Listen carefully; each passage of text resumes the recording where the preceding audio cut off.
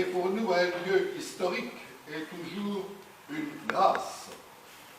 S'y réunir aujourd'hui, alors même que différentes branches de l'ordre se retrouvent, est une joie.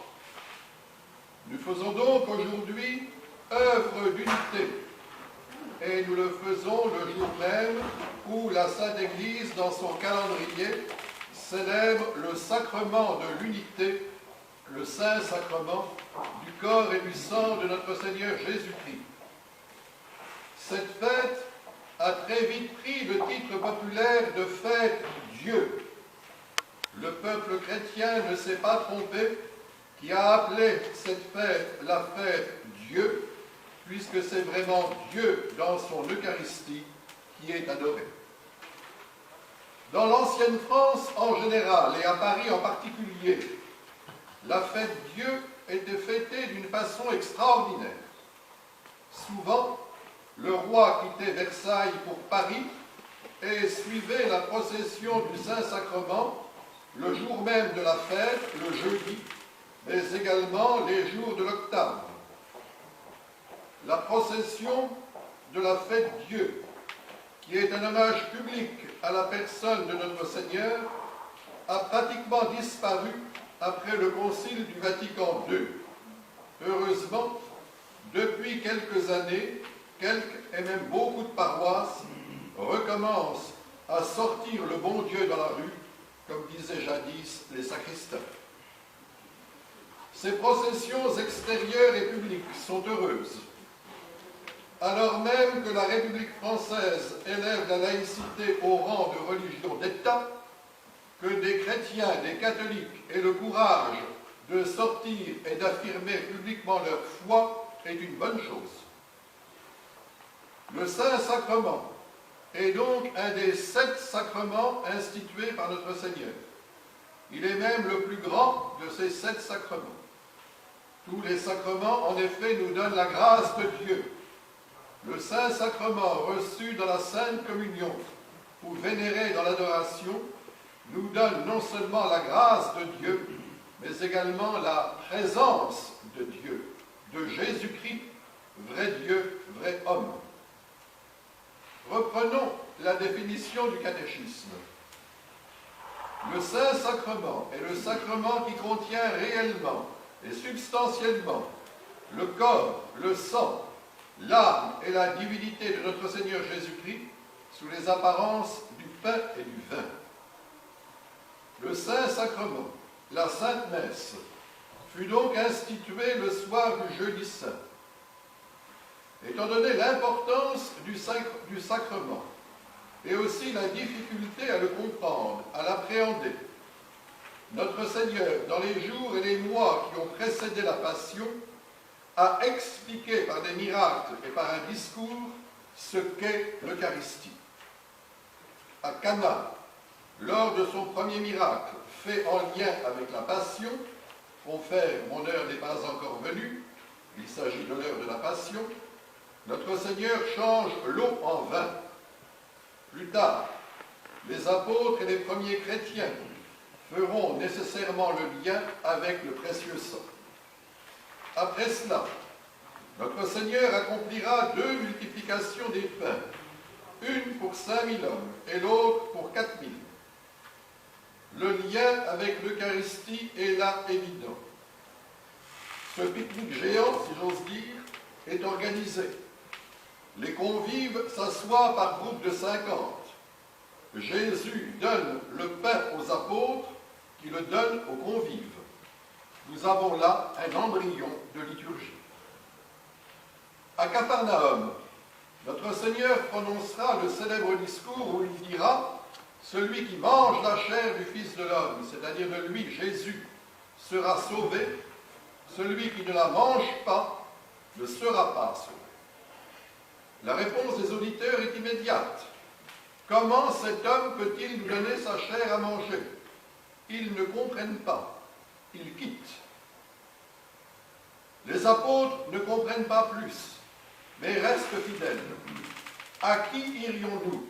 Vous avez les paroles de la vie éternelle. Les apôtres nous donnent là une belle leçon de foi et de fidélité.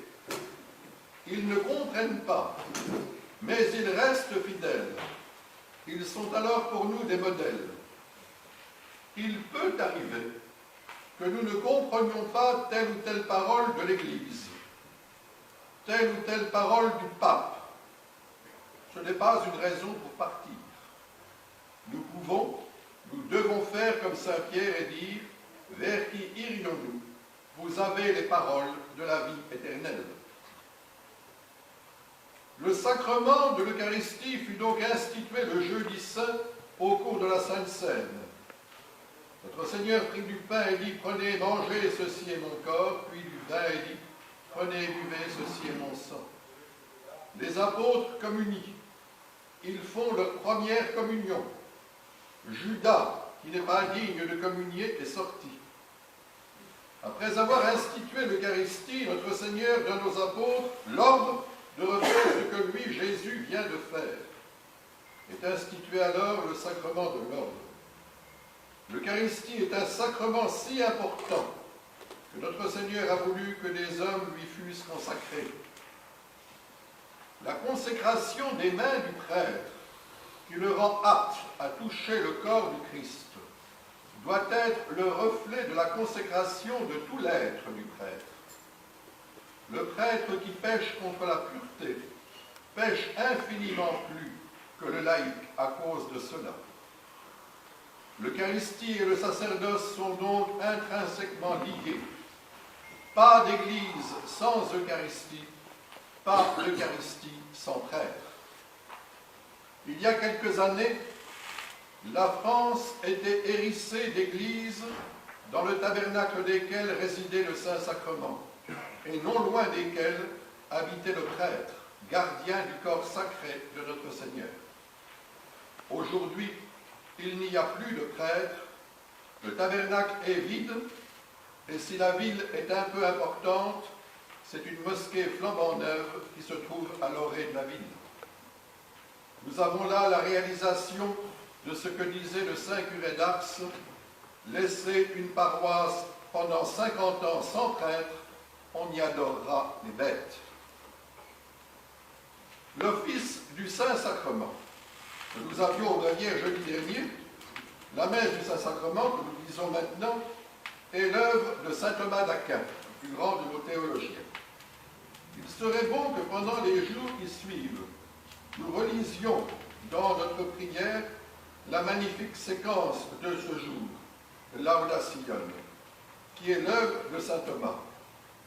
Arrêtons-nous un instant sur le verset qui dit « Bons et méchants communient, mais pour un sort si différent, vie pour les uns, mort pour les autres. »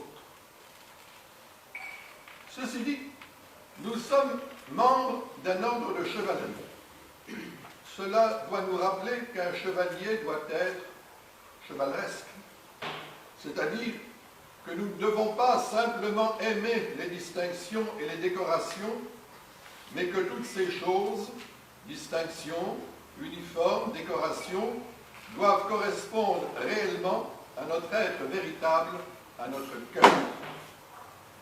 L'appartenance à un ordre ne doit pas être un substitut de réussite d'une vie plus ou moins ratée. Il arrive que les gens entrent en chevalerie et y friment parce qu'ils ont loupé leur vie professionnelle ou familiale ou les deux. Cela ne doit pas être. La vie chevaleresque doit s'incarner dans la vie professionnelle et familiale. Sinon, elle n'est qu'un folklore, un baume sur une jambe de bois. On sourit parfois des vertus développées par le scoutisme. Pourtant, Baden-Powell, qui connaissait la vie chevaleresque, a voulu faire de ces petits scouts, utilisés d'abord pendant la guerre des bourgs, de petits chevaliers.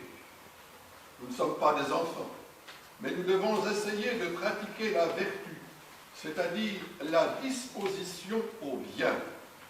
Mais me direz-vous, tout chrétien doit pratiquer cela, c'est vrai.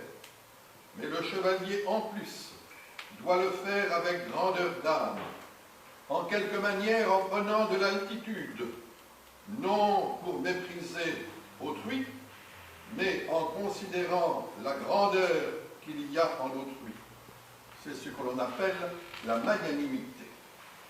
Soyons donc magnanimes, à l'image de notre Seigneur, modèle des chevaliers. Amen. Au nom du Père, du Fils et du Saint-Esprit, ainsi soit-il.